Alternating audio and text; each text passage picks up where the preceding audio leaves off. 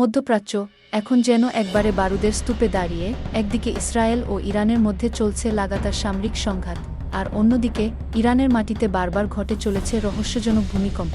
কাকতালীয় নাকি পরিকল্পিত, এই প্রশ্ন এখন ঘুরপাক খাচ্ছে গোটা দুনিয়ায়। শুক্রবার দিবাগত গভীর রাতে কেঁপে ওঠে ইরানের শেমনাম শহর।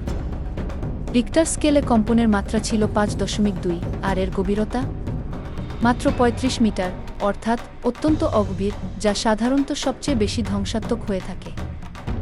আরও চমকে ওঠার মতো তথ্য হল, এই ভূকম্পনের সময় ঠিক সেই মুহূর্তে ইসরায়েল চালাচ্ছিল হামলা।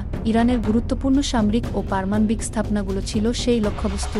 একই ধরনের ঘটনা ঘটেছে 28 মেতেও ইরানের দক্ষিণাঞ্চলে আবারও একটি ভূমিকম্প, যার মাত্রা ছিল 5.5 গভীরতা। এবারও ছিল অগভীর। ঠিক এরপরেই আসে ইসরায়েলি হামলার খবর। এইসব মিলিয়ে ইরানের জনগণ এবং বিশেষজ্ঞদের একাংশ এখন বিশ্বাস করতে শুরু করেছেন, এই ভূমিকম্পগুলো নিছক প্রাকৃতিক নয়।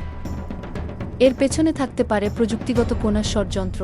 এদিকে আরও এক আতঙ্ক ছড়ায় যখন গুজব ছড়িয়ে পড়ে বুকের শহর পারমাণবিক বিদ্যুৎ কেন্দ্রে ইসরায়েলের হামলার। যদিও পরে ইসরায়েল মুখ ফসকে বলা এক ভুল বক্তব্য বলে দাবিটি প্রত্যাহার করে নেয়, তবে ততক্ষণে আতঙ্ক ছড়িয়ে পড়ে আন্তর্জাতিক মহলে। ইরানের প্রতিরক্ষা মন্ত্রণালয় জানায়, বুশেহরের আকাশে তাদের বিমান প্রতিরক্ষা ব্যবস্থা সম্পূর্ণ সক্রিয় ছিল, তবে ক্ষয়ক্ষতির বিস্তারিত আর জানানো হয়নি। জাতিসংঘের পরমাণু সংস্থার প্রধান রাফায়েল গ্রোসি হুঁশিয়ারি দিয়েছেন, যদি পারমাণবিক স্থাপনায় হামলা চালানো হয়, তবে তার ভয়াবহ পরিণতি ছড়িয়ে পড়বে শুধু একটি দেশে নয়, বরং পুরো অঞ্চলে। তেজস্ক্রিয়তার বিস্তার হবে অপ্রতিরোধ্য।